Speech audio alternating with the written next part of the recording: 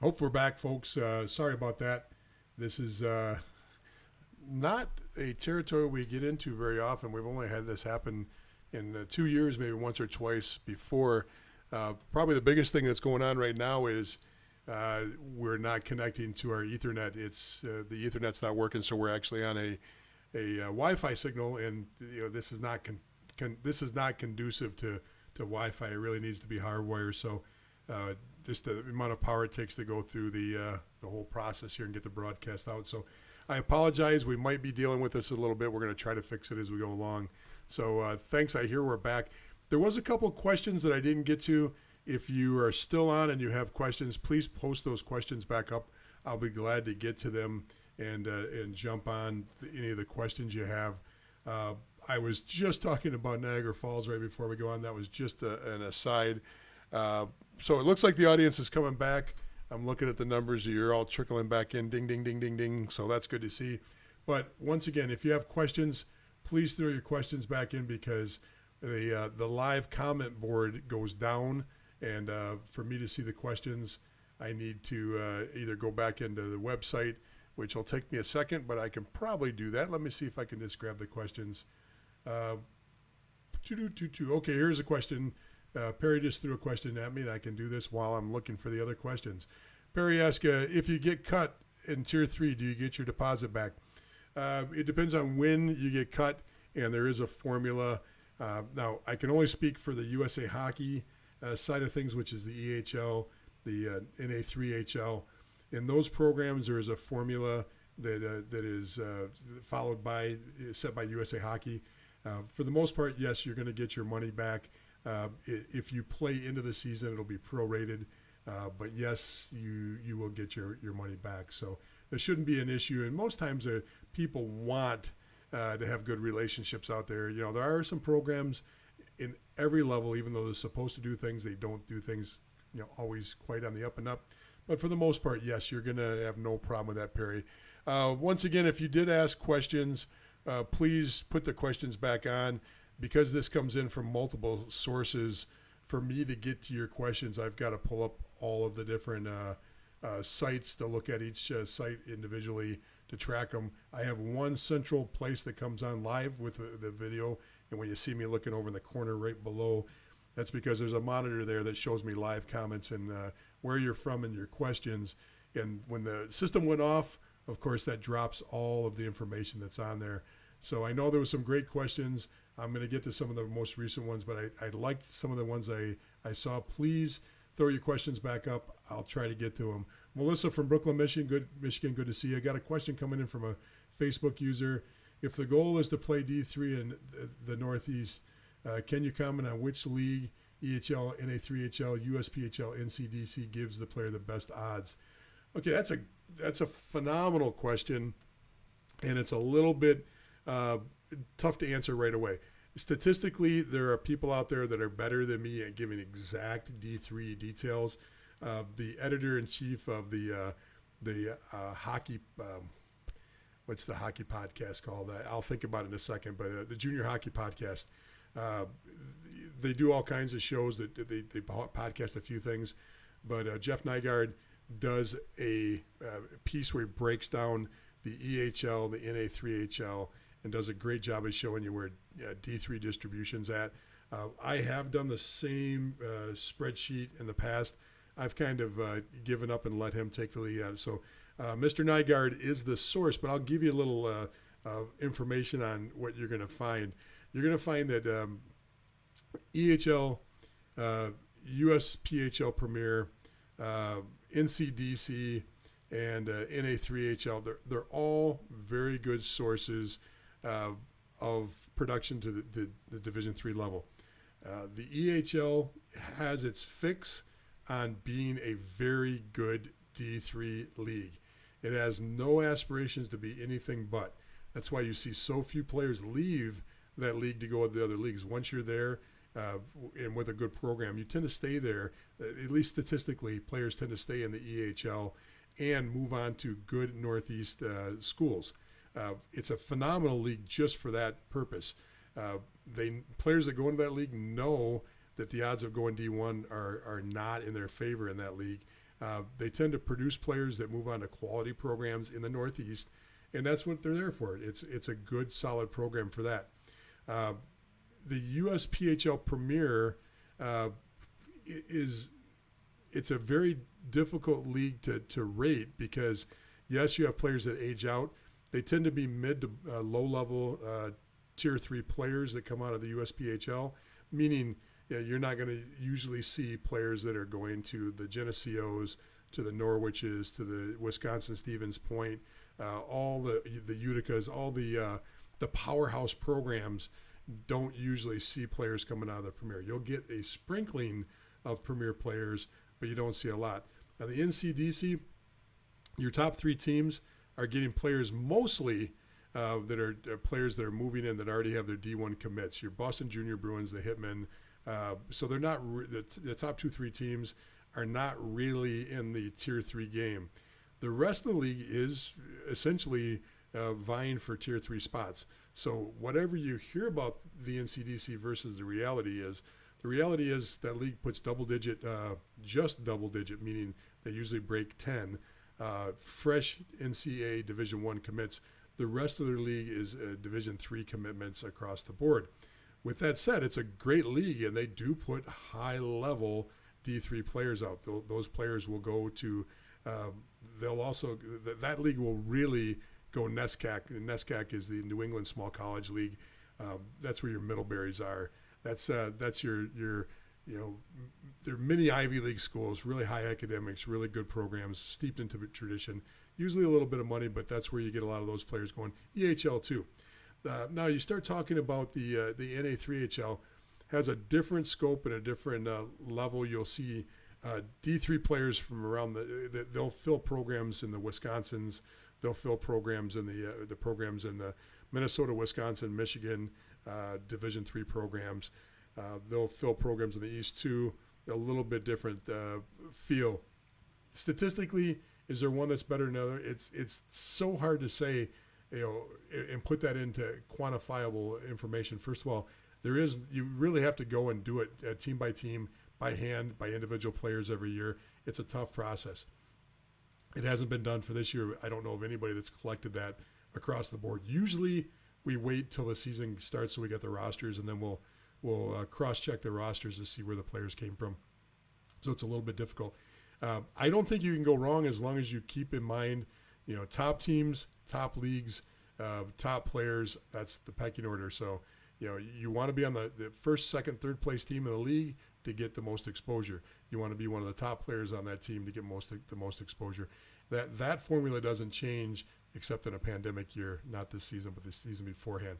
So hopefully that helps a little bit. I know I didn't really answer that as clearly as I'd like, but I did give you some good sources. I would definitely go check out Mr. Nygaard's work. You can look at him on the Junior Hockey Podcasts and on their website or on their Facebook page. I think that he's got his information usually.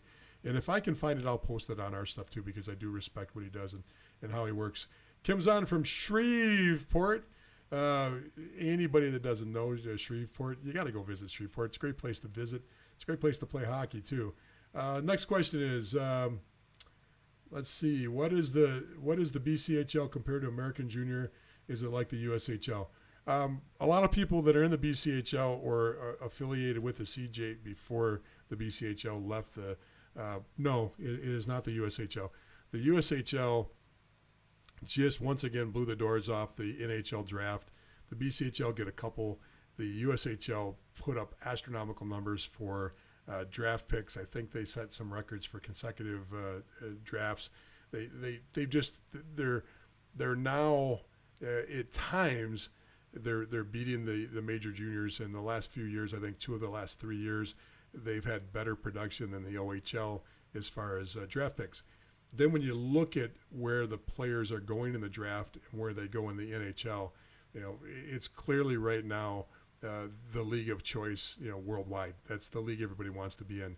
Small in numbers, powerful league, well managed, well coached. Although there's 8 new coaches in the league this year. Well, I'll refrain from saying it's well coached till we see how these guys do it. 8 new coaches. That's half the league as a new coach. So, but That doesn't mean the ownership's changed. It doesn't mean the general managers have changed. Everything is pretty much in place in that league across the board. Should be a good year in the USHL. The BCHL, remember, the BCHL used to be part of the Canadian Junior Hockey League, which was a Junior A level that pretty much covered every one of the different areas along our border. It started in British Columbia, Alberta, Manitoba, Saskatchewan, all the way across through Ontario and to the Maritimes. Every one of those provinces had a league, with Ontario having 3. Well, the BCHL used to be the crown jewel of that league. They pulled out this year. What does that mean? Nobody knows exactly what that means. We do know that they were severely damaged. There was the pandemic and the border closing did huge damage to the league with the amount of players that left. And so I don't know how they recover this year, but they were more on par production-wise with fresh D1 commitments with the North American Hockey League, not with the USHL. The North American Hockey League and the BCHL have been going back and forth for years, but the breadth and the depth of the North American Hockey League the last 2 years has been amazing. And this last push was the pandemic. When you've got last place teams that have 10, 12, 14 NCAA Division I commitments to start the year, and that's your last place team at the end of the year, you can tell how loaded the league was. It was just incredibly loaded with talent this year. I think, in my personal opinion, it's going to be hard for the BCHL to recover immediately from the pandemic and what the pandemic did.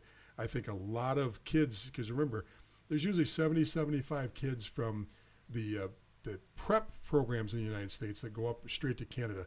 They don't go to the USHL. They don't go to the NAL. They play out their prep on the East Coast, and they go up to the BCHL. So out of the 125, 150 kids that are in the Americans that are in the BCHL, about half those kids are coming straight from prep. They play 1 year, and then they jump to the NCAA. That's been the program and the model for years with the BCHL. 1 year prep players, boom, into the NCAA. The problem is that a lot of these kids did the same thing with the North American Hockey League. It was, they had to pay a billet fee, but their families could come see them much easier. They were closer to home. They had raucous crowds. And it's been a very good year in that respect. So I can't tell you where the BCHL is going, but right now, as we speak today, the pandemic did severe damage to the league, and I want to see them survive. I've been up there numerous times to watch games, scouted heavily with those players. It's a good league, but it's not quite where the North American Hockey League is, and it absolutely is a step and a half behind the USHL at this point. So hopefully that helps. That's a great question. I don't know who exactly sent that question in, because you show up as a Facebook user. That's the way the question showed up. Okay, so the next question coming in here is from Perry again. It says, do you hear anything about COVID affecting the upcoming seasons? Read that Connecticut is requiring masks again to even watch if you're vaccinated. Do you think the states will cancel again? Well, the USHL, except for the teams that had to, and remember, 2 of the teams that dropped in the USHL last year, was it 1 or 2, were weather-related and rink-related issues. One had an incredible storm come through. So not everything was pandemic-related. We saw some teams take a pass on the season last year in the North American Hockey League also that came back. So between the USHL and the North American Hockey League, they both soldiered on through the whole year and got through it and did it in a way that that was fairly successful. My hats are off to both those leagues for actually being able to pull off what they did. I think the NCDC tried a very unique and positive thing by taking their league down to Florida and doing their own bubble. They stayed on a resort, they played their games, and they completed the majority. I don't know if it was the majority, but a large portion of their season was played in Florida. I heard very positive things about that experience too. I honestly think that we've got some momentum on how to counter this a little bit better than we did last year. The mask mandate, hey, look, this changes all the time, but I can tell you, it was panic city last year on just knee-jerk shutting down everything. I think that right now most of the ownership and most of the league leadership looks at this and says, hey, I think we're in a little bit more of a pragmatic situation now where people are trying to be reasonable with businesses and reasonable with people. And in both cases, especially in the North American Hockey League and in Tier 3 hockey, the reason why I think they can be successful is it's easier to keep social distancing inside a building. You go to the East Coast, there's no Tier 3 team that I know of that's drawing any major crowds. I think there's some in the Midwest. I think you got a couple there, but even the Tier 2 teams on the East Coast, you only have Maine that draws fairly good, Maryland draws very good, and Johnstown draws great. But the rest of them, I think, can social distance and be able to handle that. You get down to the South, remember, most of those teams are playing, or not most, but the Amarillos, the Odessas, the Shreveports, they're playing in major stadiums that used to be used for the pro teams. And so even if they get 2,000 people in the stands, they can still social distance that 2,000 pretty darn good because of the size of the stadiums. So I'm not sure where this is going, but I think there's a positive outlook on all this for most that are involved. So my only conversations have been sitting with GMs or sitting with coaches in the scouting rooms, just chatting about this ad hoc conversations. There's been no real official word I've heard on that, but hopefully that helps, Perry. I'm not really sure where we're going, but I'm thinking that that's the case. Somebody said, and what tie or what tier? I'm not sure what that's supposed to. What tier? Can you tell me what that's related to? Unless, oh, okay, here we go. So Canadian Hockey League or USHL. Okay, well we can go there. It's not what I thought we were going to do tonight, but we'll go on this one. This question is, I'm going to give you two sides of it. If you're a U.S. player, and unless school is just absolutely not something you're interested in, and you absolutely know you're going to be a high draft pick, and you absolutely know that your advisor is trusted well enough inside the hockey circles that when your advisor says, hey, you're going to have a career in the NHL or the AHL or a very lucrative career in Europe, the KHL, that's the only reason I can see going to the CHL at this point. And in those that don't know, the CHL is your triad. It's your Quebec League, it's your OHL, and it's your Western League. That's your three major junior leagues. This is all in flux right now because of the new NCAA rules about players being able to actually develop their own brand and actually profit off their own brand. So I think we're going to see a rework on all this fairly soon, if not quicker than possible, even to the point where we've actually seen some players that have OHL experience get their eligibility back to go to the NCAA. I know there was if you go to USHO.com, there was a fairly high profile story recently about one of the players that were major junior. You didn't see that years ago. You might see a guy that stayed 5 minutes too late in the camp or got a hat for free but gave it back, and his eligibility was ripped away from him, but they gave it back to him after he had to appeal and appeal and appeal. But now it seems like that's opening up. So this is all going to get a little cloudier, not clearer as we go on. But getting back to if you know that's the case, yeah, maybe the CHL is good for an American if they're in a situation where they just absolutely know they're going to be a high draft pick and they're going to make a pro career. And there's some names over the years that have done very well with that. Shane Prince out of this area came through our program, drafted by the Islanders in the second round, went to the OHL for 3 seasons, went to the Islanders. He's in the KHL right now. You've got the kid out of the Honey Bake program that's playing for the Ducks for 4 or 5 years. I can't think of, honestly, it should be right off the top of my head. Went straight to the OHL, jumped into the NHL. Yes, it can work. It's a great situation for some that college is just not on the radar. It could be because they don't like college. It could be the fact that they just think they got a faster track to pro hockey without spending 1 to 3 or 1 to 4 years in college. I'm going to give you the other side of it. The other side of it is, if I were an American or a Canadian right now, and I definitely knew I had a chance to play in the USHL and be productive in the USHL, why wouldn't I go to the USHL? Yeah, they draft just as much or more than any one of those individual leagues by themselves. You still maintain your eligibility. It's high profile. You're playing against the National Development Program team, which keeps breaking records on how many kids they're producing. If I knew, there's no team in the CHL or in the USHL that consistently puts as many first rounders on rosters as the National Development Program right now.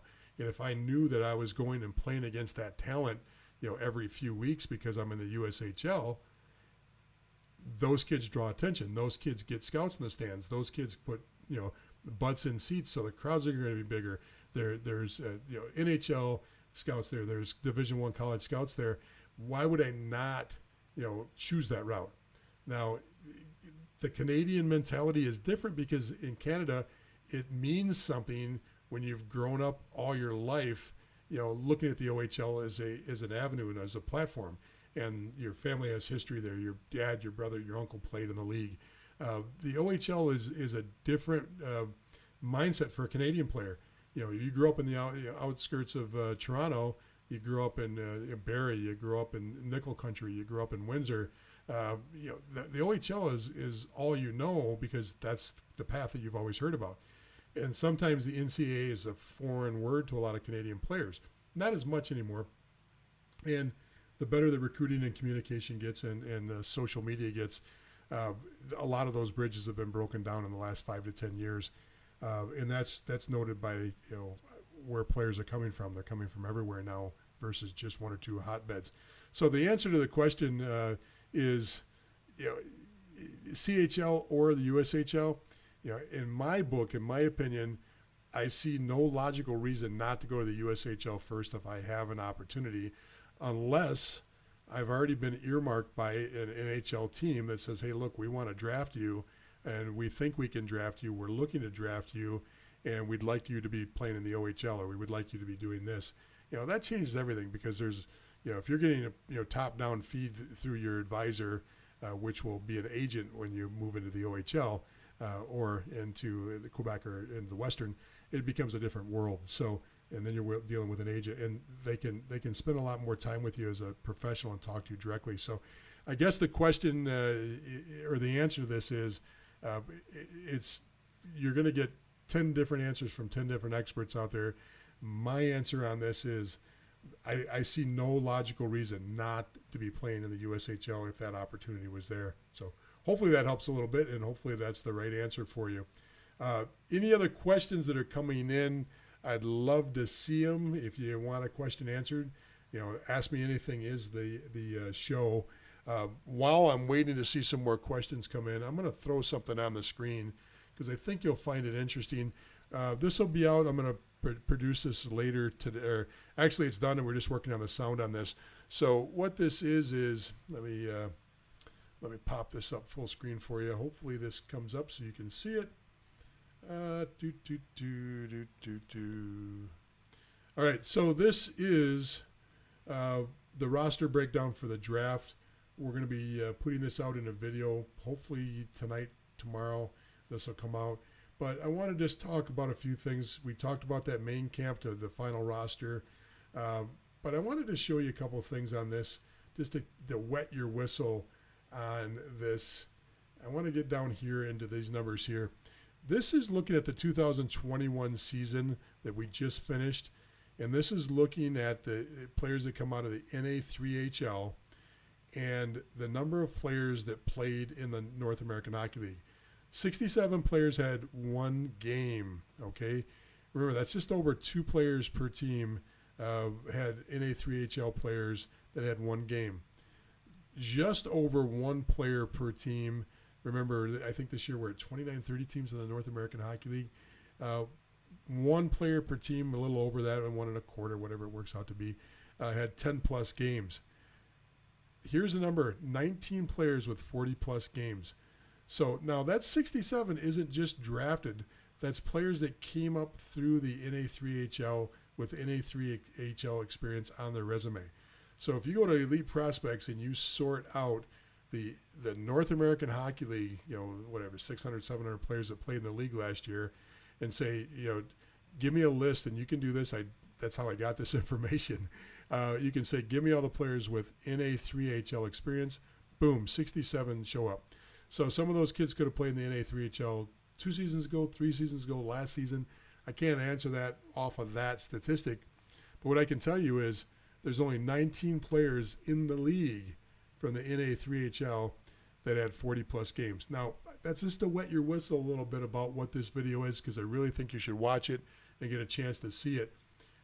Here's another one I want to throw you, and this is the current draft. Of the current draft, meaning I shouldn't say it that way.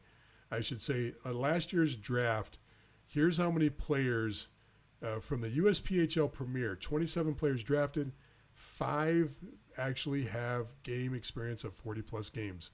So out of the Premier, you ask, what are your odds coming out of the Premier? There you go. The EHL, 18 players, 2 with 40-plus games. NCDC, 74 players, and 23 players have over 40-plus games. So no matter where you're coming from, if you're coming from a league below, the odds can be at best 1 out of 3 to 1 out of 5 to 1 out of 3 to 1 out of 5 players are successful coming from these other leagues. Even if they get a chance and get drafted, they get into the camp or make the 35 roster, get into the main camp, and they move their way through onto the beginning of the regular season. So I thought I'd throw you out there. Let's see if I can find some other the trending away from Canadian players. That's mostly pandemic related, but I thought I'd throw those out to you, give you a little wet whistle on some of the things that we've got coming up. And that should be out today. That should be out or tonight if we get the sound corrected on it. But we had a crackling mic and we couldn't figure out how to fix that. So give me your thoughts on that. Is that something that looked interesting to anybody? Was that fun to look at, or was that just another silly thing that Jeff's doing that doesn't seem to make sense? Because sometimes that's the case. So the next question that just came in, it says, can you do mute, I guess, a mute? Anybody know what that word is? Is that speaking a different language that I don't know? I took Latin in college. That probably wasn't the best move for me. I should have taken Spanish or French or Italian or something, but I don't know what that word was. Anybody knows what that word was, or whoever put that out, maybe you can help me with what that is asking. If it's Menudo, don't know any of their songs, I can't help you there. If you want me to hit the mute button because I'm not very good at this, that's fine too. Perry, thanks for the comment. It helps trying to explain all this. Okay, can you attend different teams' main camps for different teams? So yeah, the answer is main camps. Let's say you're, first of all, if you're tendered or drafted, you're under a different set of rules. So if you're tendered or drafted at the North American Hockey League, you're going to that main camp. Now, if you don't make the 35-man roster and there's another North American Hockey League camp that starts the next day or even later that afternoon, as soon as you get cut from the 35-man roster, you're open again. You can go anywhere you want. So you are retained by that team until, now you can get written permission. It doesn't happen very often to attend somebody else's main camp, but for example, your dad's an assistant coach on another NOL team, and you want to skate with their main camp because your dad is one of the coaches. I've actually seen that happen with a head coach or an assistant coach, or there's a relationship there, or your brother's on the team and you just want to go skate with the team. Yeah, you can do that even if you're drafted by another team. And usually that's because there's some trust between the two programs that nothing's going to happen like that. Now remember, here's the thing that most people get confused about. Every tier is different. So if when my son got drafted by the USHL team, he went to the main camp for the USHL team, but he was also able to go to other NOL camps, and I think he went to even a camp in Canada to attend before he knew what was going on with his USHL team, because that's just the way it works. You can go to any other camp you want to go to. The year he was drafted and he did not make the final cut for his USHL team, he was immediately invited to 2 other USHL camps by people that say, hey, look, he was a drafted player in the USHL. We know him. We want him in our camp too. So you absolutely can go to other camps, even in the level you're at. But the other levels, anything outside of the league you're drafted in, you have free realm to go there. Now, the only thing I would have to do some homework on is the NA3 draft. If you're drafted there, are you still able to go to an EHL camp?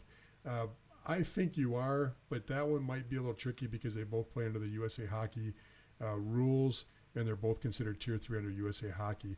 So if that's the same level, though, but leveling up or leveling down from wherever you're drafted at, there's no issues with that at all. So hopefully that helps a little bit. And Greg, thanks for the comment on this here.